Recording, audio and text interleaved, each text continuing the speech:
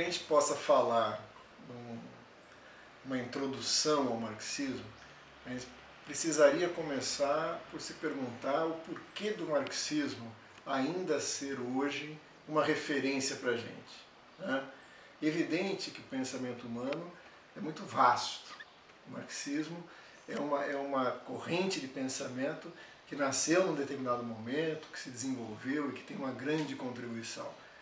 A base para a boa compreensão do marxismo continua sendo, antes como agora, uma boa prática de se apropriar da cultura universal, né? Como dizia o Gramsci, estar antenado com o pensamento humano mais desenvolvido em todas as áreas, né? O marxismo ele é um momento do desenvolvimento desse pensamento humano. Entendê-lo, inseri-lo nesse desenvolvimento é fundamental para uma boa compreensão do marxismo, evitando aquelas armadilhas do dogmatismo, né? Daquela visão meio religiosa sobre o marxismo como um dogma em que todas as respostas já estão dadas desde sempre pela afirmação, uma citação de uma verdade eterna. A grande virtude do marxismo é exatamente ele ser um método de compreensão da história no seu movimento, nas suas contradições, na sua superação, na sua historicidade. E o próprio marxismo está dentro dessa historicidade, não está fora disso. Então é sempre bom começarmos por levantar a pergunta: qual é a atualidade do marxismo hoje? Por que ele ainda incomoda tanto? Por que todas as formas conservadoras, reacionárias, sempre se levantam atacando o marxismo? Não apenas no debate acadêmico, teórico, mas no que nos interessa mais diretamente, ali no calor da luta de classes, né? Eu tenho a compreensão de que o marxismo é atual porque ele é ainda o pensamento do nosso tempo, né? Ele é o pensamento do nosso tempo porque ele é o pensamento que tornou possível compreender a sociedade capitalista, né? Essa sociedade capitalista nasceu num determinado momento, brotou das contradições da forma feudal, se desenvolveu e chegou até o seu desenvolvimento pleno a partir da Revolução Industrial, que se universalizou, tornando o capitalismo um modo de produção verdadeiramente mundial, né? Então essa atualidade do marxismo é também, infelizmente, a atualidade do modo de produção capitalista. Enquanto o modo de produção capitalista for determinante, a filosofia do nosso tempo é a filosofia da crítica do capitalismo, daquela que desvendou de forma mais cabal o funcionamento desse modo de produção e conseguiu compreendê-lo além de si mesmo, né, apontando para a sua superação. Então, o primeiro ponto de atualidade do marxismo é ainda a prevalência do modo de produção capitalista. Agora, quais são as características desse pensamento que o tornam assim tão subversivo, né, tão corrosivo? O que há no pensamento de Marx, de Engels, que o torna tão valioso para aqueles que, como nós, queremos transformar essa sociedade, queremos apontar para a sua superação, né? Será que é apenas uma questão fetichista? Né? Será que é apenas um velho barbudo que falou coisas muito interessantes que a gente traz como ícone? Ou existe no seu próprio pensamento elementos ainda tão corrosivos hoje como foram no século XIX, quando foram formulados, né? Eu acho que nós podemos apontar aí para três grandes vetores, né? Três grandes bases sobre as quais se estrutura o pensamento de Marx e o que fazem tão subversivo. Eu acho que a primeira deles é a afirmação que vem da filosofia alemã, né? Das raízes mais profundas do pensamento de Marx no pensamento filosófico, naquilo que havia de mais avançado no pensamento filosófico no início do século XIX, né, que é a filosofia alemã. Dessa tradição da filosofia alemã, um vetor aparece no conjunto do pensamento de Marx como muito importante, que é a perspectiva da totalidade. Marx, ao contrário de outros pensadores que encararam a preocupação com a teoria social, com a preocupação da forma de funcionamento da sociedade, o seu desenvolvimento, é o fugir daquelas determinações unilaterais, né? Que ora apontavam para as determinações das expressões da consciência, da ideia, do espírito, como fica claro na filosofia de Hegel, né? Ora se perdiam na particularidade das determinações, né? Sem que fosse possível chegar a compreensões gerais, como na filosofia de Kant, né? No elogio do particularismo. Isso na teoria social fica muito nítido, né? Uma polêmica que vai marcar o desenvolvimento de toda a sociologia burguesa. As determinações são materiais, que formam um determinado modo de vida que molda o comportamento dos indivíduos, ou ao inverso, é a ação dos indivíduos que resulta em formas gerais. Marx vai fugir dessas determinações particularistas ou da metafísica de determinações gerais para trabalhar a unidade entre esses elementos, compreender isso como totalidade. Marx é um pensador da totalidade, compreende a forma como as determinações econômicas, sociais, históricas, culturais se articulam num todo, não é? Então essa perspectiva do todo, da totalidade em movimento, da totalidade que se forma por suas contradições e que Marx vai trazer de uma profunda influência da sua formação filosófica, no que havia de mais desenvolvido na filosofia alemã, é o primeiro dos vetores que torna Marx hoje um pensador tão importante, né? Ainda uma referência tão importante. Nós temos hoje um caminho inverso, né? O caminho de desconstrução da totalidade, de negação da totalidade, o elogio da fragmentariedade, né? O elogio da particularidade, daquilo que não se conforma num sistema, naquilo que não resulta numa totalidade. E isso que é próprio da crítica pós-moderna, por exemplo, encontra ainda na afirmação de Marx algo essencial a ser resgatado. Não porque nós preferimos a categoria de totalidade e rejeitamos a fragmentação que a pós-modernidade elogia, mas porque nós estamos convictos que a realidade hoje do mundo é uma realidade articulada num sistema, tem determinações mais profundas que permeiam o conjunto dessas manifestações aparentemente tão díspares, tão caóticas, né? Então a totalidade eu destacaria como primeiro elemento. O outro elemento que a gente tem que destacar na sequência, que vai dar a força do pensamento de Marx e fazê-lo ainda muito atual, é a sua crítica à economia política, né? Marx, a partir dos fundamentos da filosofia alemã, chega a uma determinação, não é? Chega a uma determinação e vai aprofundá-la, não é? Essa totalidade é determinada materialmente.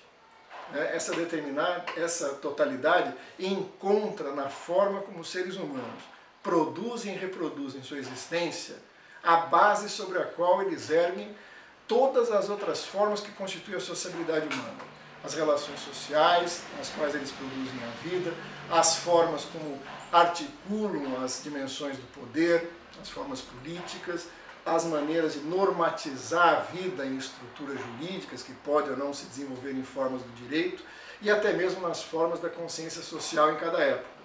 Não basta apenas dizer que essas são as esferas que constituem a vida social. Essas esferas estão articuladas numa determinada maneira de produção e reprodução material da vida, da existência, levando a uma das mais famosas formulações de Marx, contidas num texto de Marx de 1859, que prefaceia a sua obra Contribuição à Crítica da Economia Política, onde Marx vai chegar na famosa sintética formulação, né? Não é a consciência que determina o ser social, é o ser social, composto de todas essas dimensões, que vai determinar a consciência, né?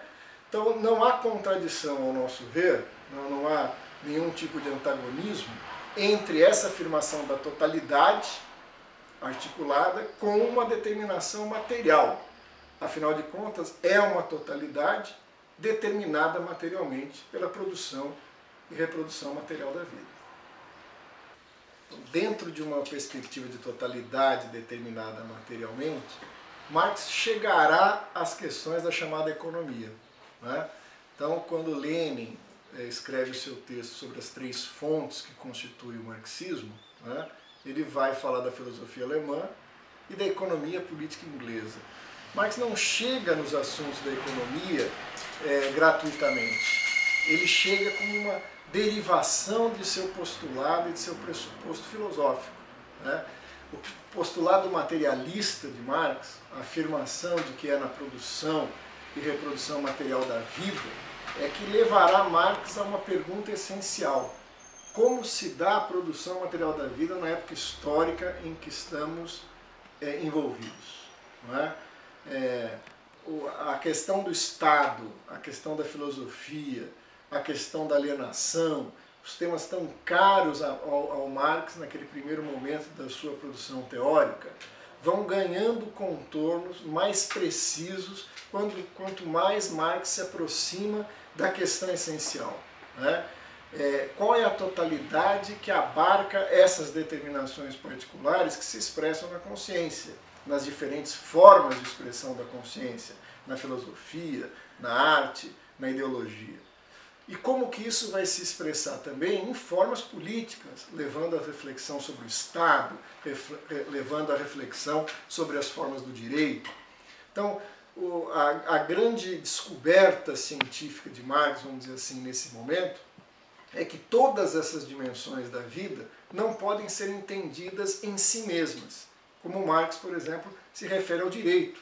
A área, que vamos lembrar, é a área de formação dos primeiros estudos de Marx, né? Marx vai estudar direito na sua formação universitária. E Marx vai chegar à conclusão: o direito não pode ser compreendido em si mesmo, mas somente, citando ali o prefácio, inserido naquilo que Hegel, a exemplo dos ingleses e franceses da sua época, denomina de sociedade civil burguesa. Agora, o que é essa sociedade civil burguesa?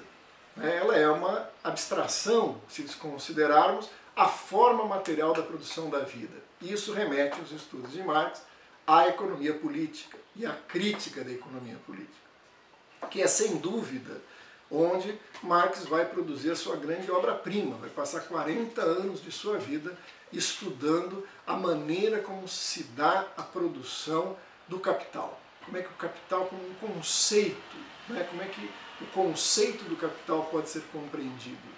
Mais do que um estudo histórico do desenvolvimento de uma formação social capitalista, Marx está desvendando o conceito de capital, como uma totalidade. Essa visão da totalidade não é apenas algo que se remete à somatória das esferas da produção da vida, na economia, nas relações sociais, no direito, na política, nas formas de consciência. É também um movimento de constituição dos conceitos, das categorias, daquilo que permite se apropriar dessa vida em movimento a partir do pensamento. Então a dimensão filosófica de Marx é o fundamento para a sua crítica da economia política, que vai gerar a sua grande obra, que é o Capital. No entanto, essa perspectiva, tanto da crítica filosófica quanto da crítica econômica, está associada a uma terceira dimensão que nós não podemos perder de vista. Marx não é um diletante, Marx não está discutindo a filosofia alemã ou a economia política para buscar uma nova moda, na teoria, seja econômica, seja filosófica. Marx é um pensador que está muito preocupado com as questões do seu mundo, das transformações sociais que estão em curso.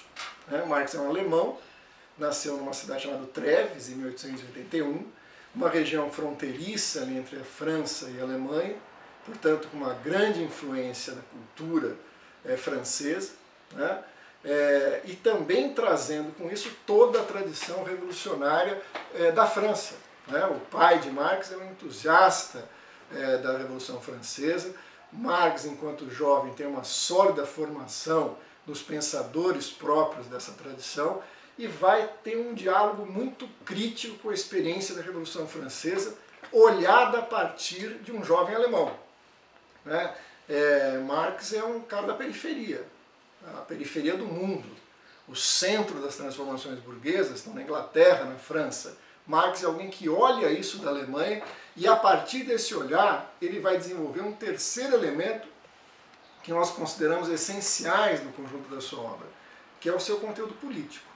Quer dizer, o socialismo francês, a crítica aos limites da Revolução Burguesa na França, a perspectiva de que ele é um momento de uma transformação maior em curso, que aponta para além dela, e que já se expressava na obra daquilo que Engels chamará depois dos socialistas utópicos, é parte constituinte do pensamento de Marx, né? O pensamento político francês e, mais especificamente, o socialismo francês. Essas três vertentes, né, a crítica filosófica, a crítica da economia política e o pensamento político francês, se sintetizam num pensamento de algo novo, né, de uma nova produção teórica, de uma nova produção política que vai influenciar profundamente o mundo. Isso talvez resolva de passagem um dos dilemas, né, daqueles que querem enquadrar Marx na história do pensamento. Né? Afinal de contas, Marx o que é? Um filósofo, Marx é um teórico da política, Marx é um economista. Né? Então, como explicar a influência que Marx aparece e se expressa de forma tão contundente em tão diferentes campos do saber? Né?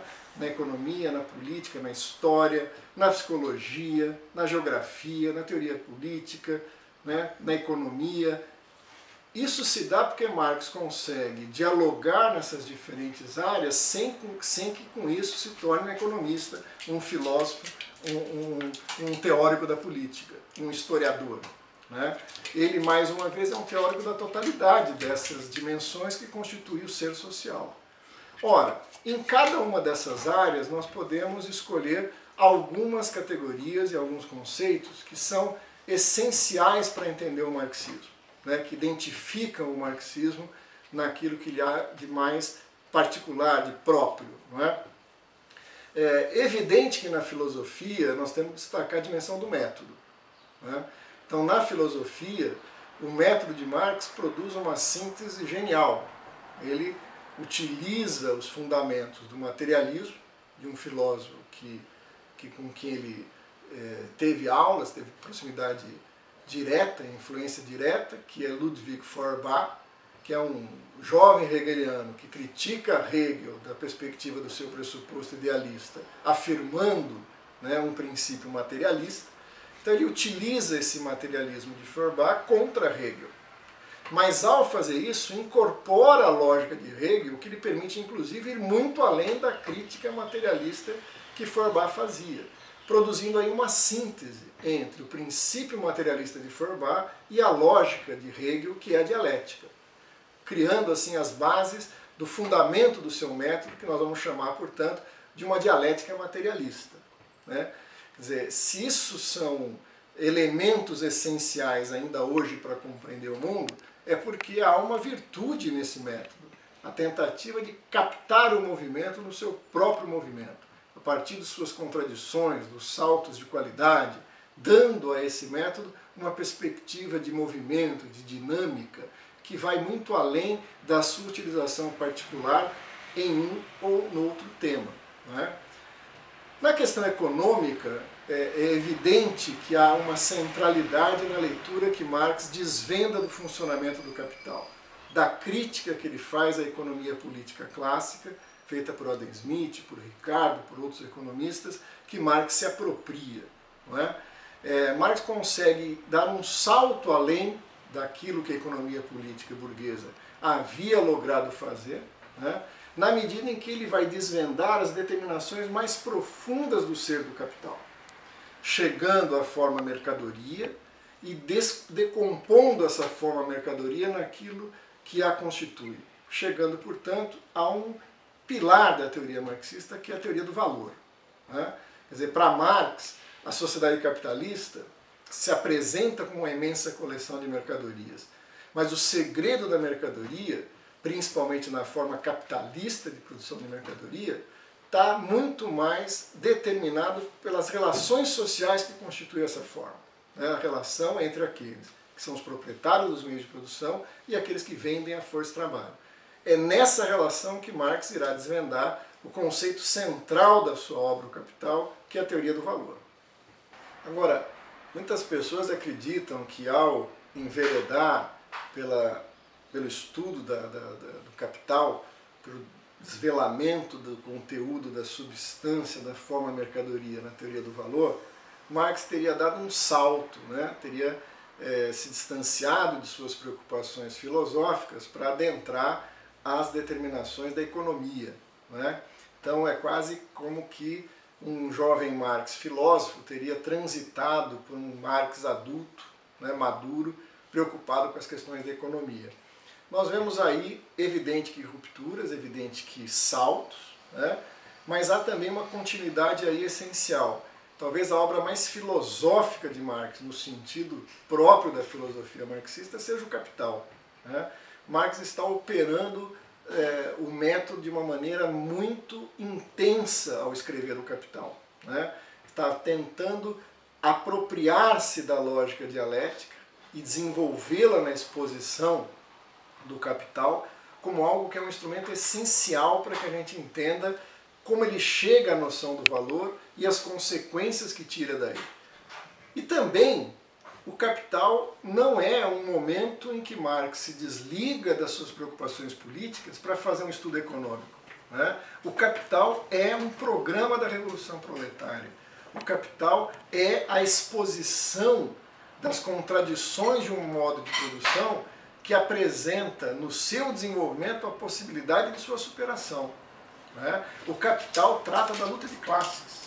O Capital é uma expressão de como certas relações sociais são antagônicas na constituição de um ser que é o capital, que por isso traz contradições insolúveis no seu dever, no seu desenvolvimento, né?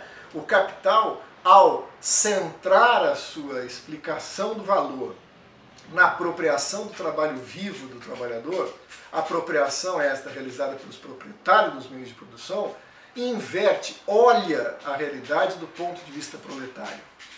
Isso não é um mero acaso. Não é acaso que Adam Smith entenda o lucro como um tanto a mais colocado na hora da venda e que remunera o esforço, a iniciativa do capitalista. Enquanto Marx vê, né, essa variação de valor, que ele vai chamar de mais-valia, como um ato de expropriação do trabalho daquele que produz por aquele que se apropria. Então, na própria definição do conteúdo das categorias econômicas, nós temos aí a luta de classes, o que vai desdobrar essa terceira dimensão da obra de Marx, que é a dimensão política, que é a dimensão da Revolução Proletária, né? Marx chega à noção da Revolução Proletária também por pressupostos filosóficos, né? Ele chega à noção da necessidade de uma emancipação que vá além da emancipação realizada pelo ciclo burguês, né? A incompletude da Revolução Burguesa, no caso da Alemanha, é o seu grande problema, né? Marx está envolvido numa questão essencial para ele próprio, enquanto alguém daquela área que futuramente se constituiria na nação alemã. Ele está preocupado com os problemas da história da Alemanha e se pergunta, né, que tipo de emancipação é possível e necessária para os alemães e quem pode levá-la a cabo. E nesse sentido ele descreve algo já na introdução à crítica da filosofia do direito de Hegel, né? Marx já ali aponta claramente que ele tem uma perspectiva muito distinta dos seus contemporâneos. Não se trata de repetir a Revolução Burguesa ocorrida na França e na Inglaterra nas condições da Alemanha. Nas condições da Alemanha não é suficiente, não é possível nem suficiente repetir a Revolução Burguesa. Está em jogo na Alemanha e ali se apresenta a necessidade de ir além dessa emancipação que Marx denomina, nos textos de 44, de emancipação política, né? A burguesia teria levado ao máximo a emancipação que dentro da forma capitalista estaria presa a uma emancipação meramente formal, uma emancipação de direitos, uma emancipação presa na igualdade formal dos direitos. Ir além disso, que naquele momento da sua formulação Marx chama de emancipação humana, né, aponta para uma nova superação, uma nova revolução. E Marx se pergunta de quem seria o sujeito dessa transformação e chega ao proletariado. É necessário que a gente entenda que Marx chega nesse momento ao proletariado mais para um desenvolvimento de um raciocínio lógico do que pelos elementos que ele posteriormente vai agregar a essa constatação. Falta ainda elementos fundamentais que Marx só vai ter com o aprofundamento da crítica da economia política, ou seja, o que é o proletariado na lógica do capital e o que ele pode ser no seu desenvolvimento histórico. Então ele chega à noção de uma emancipação que tem um sujeito muito específico, que é o proletariado. Ora, interessante ver que essas três afirmações, né, tanto a afirmação sobre a totalidade dialética, determinada materialmente, que está na base da sua compreensão filosófica, a lei do valor, da qual deriva a própria compreensão do que é o capital e seu desenvolvimento, e a compreensão da revolução como uma revolução que tem um sujeito proletário, que aponta no sentido de uma transição socialista no horizonte de uma sociedade comunista, mundial. Essas três afirmações foram duramente criticadas na contemporaneidade. Todas elas, né, se a gente pensar bem. Nós já nos referimos à dura crítica à noção de totalidade, que aparece não só no pensamento pós-moderno, né, mas antes dele, por exemplo, na crítica que Foucault faz à ideia de totalidade. A noção de capital vinculada como fundamento da noção do valor foi duramente criticada na segunda metade do século XX e mais intensamente no final do século XX por correntes que criticavam a centralidade do trabalho, afirmando que as formas contemporâneas do capital haviam superado isso, superado a lei do valor e tornado cada vez mais secundária, apontando para a extinção a necessidade do trabalho como fundamento da lógica da sociedade capitalista contemporânea. Derivado disso, profundo questionamento à noção de classes, o que levará à noção da crítica do proletariado como sujeito de uma transformação histórica na perspectiva apontada por Marx. Portanto, o final do século XX é um momento de uma batalha ideológica, um momento de um duro questionamento nos três pilares da teoria marxista. Ora, é interessante ver que essas críticas, que apresentavam-se como um paradigma para um novo milênio que se abriam, tiveram muita dificuldade em sobreviver as primeiras décadas do século que se abriu, né? O século XXI é um paradoxo para os críticos de Marx, né? Nós estamos vendo hoje algo bastante estranho na teoria do conhecimento. Marx foi enterrado com pompas e circunstâncias no final do século XX como um pensador a ser superado. Finalmente, a história havia caminhado numa direção que tornaria possível enterrar Marx nas bibliotecas. Foi um autor do século XIX, importante na sua época, que foi muito interessante de ser estudado, para pensar o pensamento daquela época, mas que foi ultrapassado pelos fatos. Não é?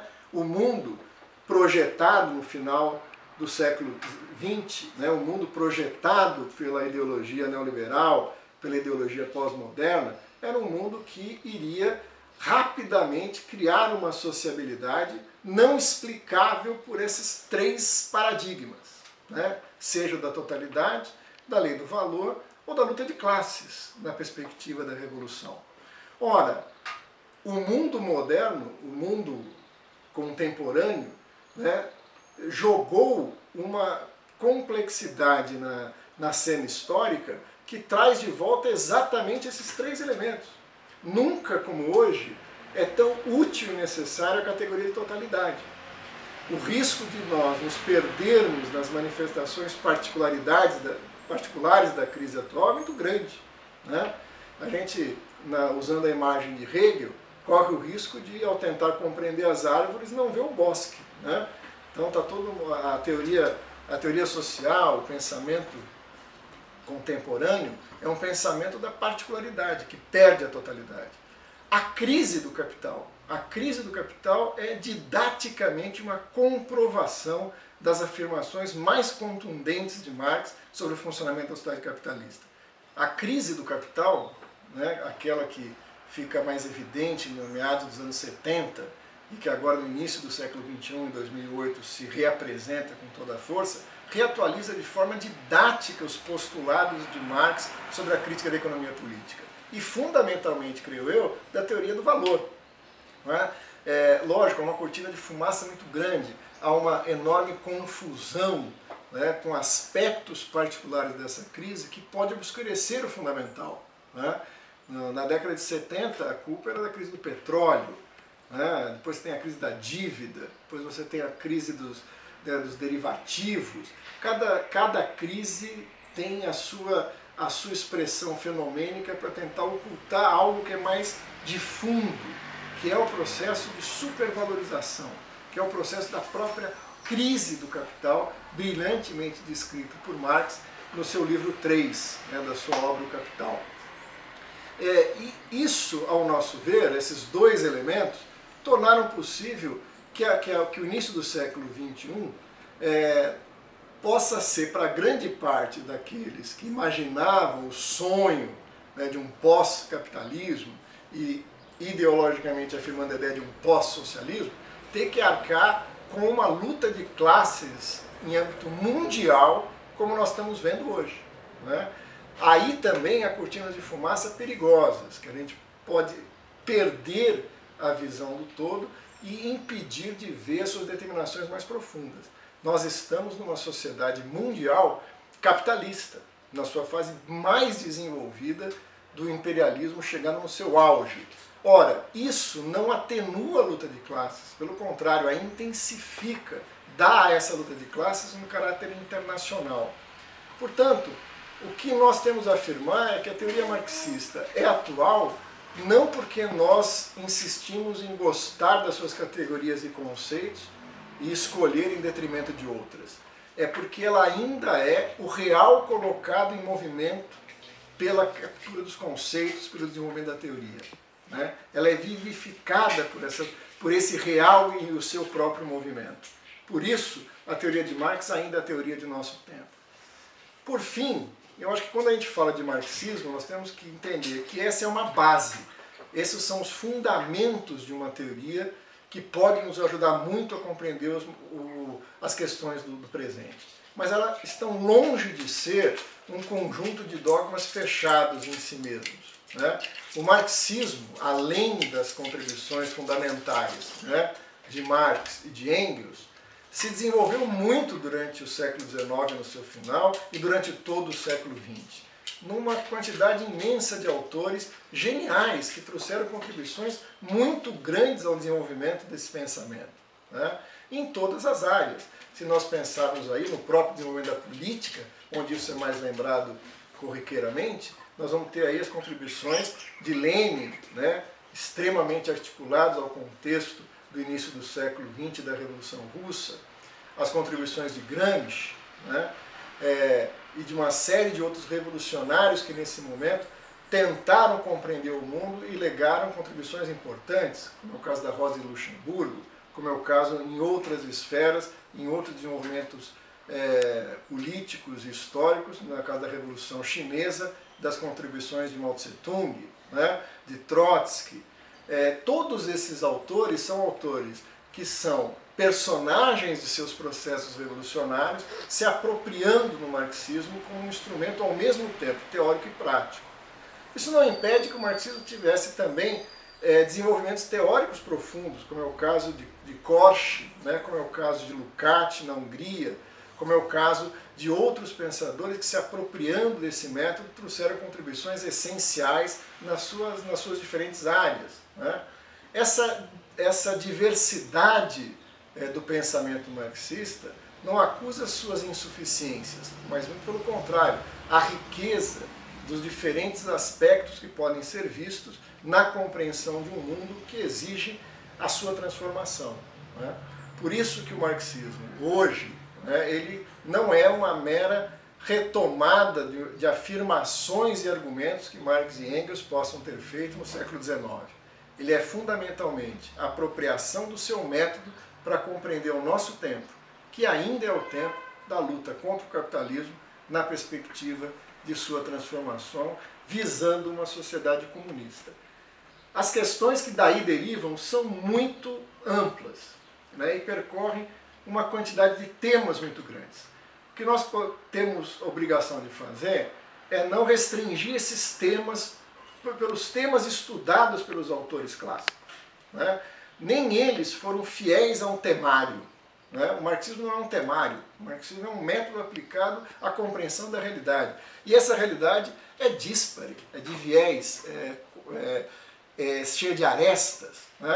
Cada particularidade histórica, ao ser apropriada pela teoria marxista, constitui um argumento e um desenvolvimento de temas múltiplos, como é o caso de Mariátegui tentando pensar a Revolução na América Latina.